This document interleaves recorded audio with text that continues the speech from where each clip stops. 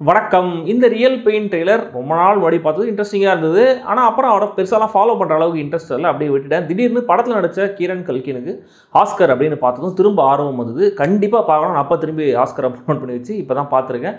Keeran கல்கினோட Oscar ஸ்பீச்சும் அப்போ ரொம்ப பிரபலமாச்சு. முடிஞ்சு அதை கூட நீங்கள் போய் பார்த்துட்டு வரலாம்.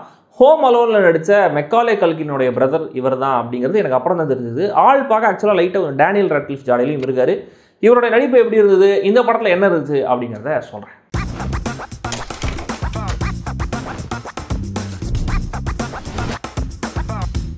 Real pain. டேவிட் பெஞ்சி ரெண்டு பேரும் கசின்ஸ். சின்ன வயசுலேயே இவங்க ரெண்டு பேருமே செம்ம க்ளோஸாக இருந்திருக்காங்க. டேவிடுக்கு இப்போ கல்யாணம் ஆகி குழந்தை வேலைன்னு பிஸியாக நியூயார்க்கில் வாழ்க்கையை ஓட்டிகிட்டு இருக்காரு. பெஞ்சி ஒரு சிங்கிள் சிங்கம். அவர் பாட்டுக்கு ஒரு லைஃப்பை சுதந்திரமாக லீட் பண்ணிட்டு இருக்காரு. ஒரு ஃப்ரீ ஸ்பிரிட்டட் ஆள் அவர்.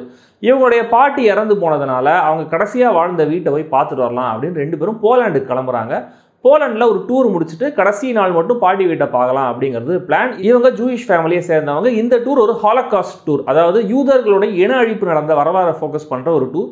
ஸோ இவங்களுடைய இந்த டூர், ரெண்டு பேரும் பேசிக்கிற, ஃபீல் பண்ணுற விஷயங்கள், சந்திக்கிற சில மனிதர்கள், இதெல்லாம் தான் இந்த ரியல் பெயின்.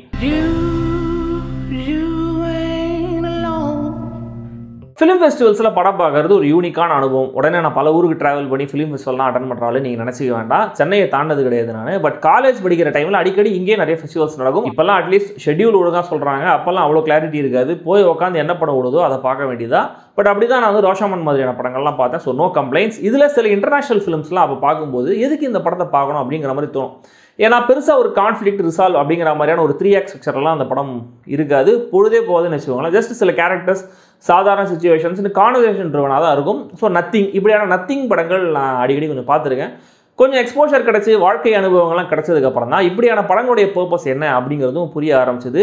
அப்படியான ஒரு நத்திங் படம் தான் இந்த ரியல் பெயின். மெய்யழகன் மாதிரின்னு சொல்லலாம். ஏன்னா அதுக்கும் இதுக்கும் நிறைய பேரலல்ஸ் டிரைவ் பண்ண முடியும். ஒரு இன்ட்ரோவர்ட், ஒரு எக்ஸ்ட்ரோவர்ட்னு ரெண்டு வெவ்வேறு விதமான ஆளுங்க. ரெண்டு பேரும் கசின்ஸ் வேற. ரெண்டு பேரும் அவங்க சின்ன வயசில் வாழ்ந்த ஊரை, அவங்க ஹெரிட்டேஜ் சார்ந்த இடங்களை சுற்றி வராங்க. அவங்க வாழ்ந்த வாழ்க்கையை பற்றி, சின்ன வயசில் நடந்த சம்பவங்களை பற்றி பேசிக்கிறாங்க. ஸோ இதெல்லாம் ஒத்து போகுது. பட் இதை தாண்டி ரெண்டுத்துக்கும் பெரிய சிமிலாரிட்டின்னு எதுவும் கிடையாது. இது பர்சனலாக இன்டிமேட்டான எமோஷனை பேசுகிற ஒரு படம். ஸோ ஒவ்வொருத்தருடைய தனிப்பட்ட லைஃப் எக்ஸ்பீரியன்ஸை வச்சு தான் இந்த படம் எந்த அளவுக்கு கனெக்ட் ஆகும், ஆகாது அப்படிங்கிறத சொல்ல முடியும். இது வழக்கமான ஒரு படம் கிடையாதுங்கிறதுனால இந்த என்டர்டெயின்மெண்ட், என்கேஜ்மெண்ட் மாதிரியான ஃபேக்டர்ஸை இதுக்கு அப்ளை பண்ணவும் முடியல. பெஞ்சி கேரக்டரில் கீரன் கல்கின் எப்பவும் துருன்னு வாய் வாயாமல் பேசிக்கிட்டு, சம்டைம்ஸ் கூட இருக்கிறவங்களாம் தர்ம சங்கடப்படுத்துகிற அளவுக்கு எமோஷனலாக ரியாக்ட் பண்ணிவிட்டு அசால்ட்டாக அடுத்த விஷயத்துக்கு நகர்ந்து போகிற ஒரு நோ நான்சென்ஸ் கேரக்டர். இந்த கேரக்டர் கடைசியில் இறந்துருவாரோன்னு சந்தேகப்படுற அளவுக்கு சில காட்சிகள் ரொம்ப உற்சாகமாக இருக்கார். ஆனால் இப்படியான கேரக்டர்ஸை நம்ம பல படங்களில் பார்த்துருக்கோம். ஸோ ஒரு பிரேக் அவுட் பர்ஃபார்மன்ஸ்னு சொல்கிற அளவுக்கு எனக்கு இந்த பர்ஃபார்மன்ஸ் ஃபீல் ஆகலை. பட் ஸ்டில் ஒரு நல்ல பர்ஃபார்மன்ஸ் தான். ஏன்னா ரைட்டிங்கில் இல்லாத டெப்த்தை தன் கேரக்டருக்கு ஓரளவு கொண்டு வராரு. படத்துடைய டைரக்டர் ஜெஸ்ஸி ஐசன்பர்க் நடிச்சிருக்கிற டேவிடுங்கிற கேரக்டரில் அவரோட நடிப்பு ஆக்சுவலாக எனக்கு கொஞ்சம் பெட்டராக பிடிச்சிருந்தது. எதையும் சட்டுன்னு எக்ஸ்பிரஸ் பண்ணாத ஒரு அம்மாஞ்சி மாதிரியான கேரக்டர். ஆனால் உள்ளுக்குள்ளே அவருக்கு அவ்வளோ எமோஷன்ஸ் வெடிக்குது. பட் எல்லாத்தையும் கண்ட்ரோல் பண்ணிட்டு சுற்றிட்டு இருக்காரு. ஒரு டின்னர் சீனில் இவர் கண்ட்ரோல் இழந்து பேசுகிற விதம், அந்த ஷேர் பண்ணுற சீன் ரொம்ப டச்சிங்காக இருந்தது. பெயினை பற்றின வசனங்கள், எதுக்கு எல்லாத்துக்கும் அழணுங்கிற ஒரு டயலாக், பெஞ்சியை பற்றி டேவிட் நினைக்கிற விஷயங்கள், நிறைய இடங்களில் வசனங்கள் நல்லா இருந்தது. சைலன்ஸை இந்த படம் ட்ரீட் பண்ணுற விதமும் நல்லா இருந்தது. பர்டிகுலராக ஒரு கான்சன்ட்ரேஷன் கேம்ப் சீன் ரொம்ப எமோஷனலாக ஃபீல் ஆச்சு. நம்மளையும் ஒரு டூர் மாதிரி புதுசாக ஒரு இடத்துக்கு கூட்டிகிட்டு போய் சுற்றி காட்டியிருக்காங்க. கிளியரான, எலிகண்டான ஒரு சினிமாட்டோகிராஃபி. இந்த டூருக்கு வர கேரக்டர்ஸ் மாதிரியே நமக்கும் அந்த போலிஷ் யூத மக்களோட ஹிஸ்ட்ரி கொஞ்சம் தெரிஞ்சிருந்ததுன்னா இதை இன்னும் பெட்டராக நம்மளால் புரிஞ்சு ரசிக்க முடியும்.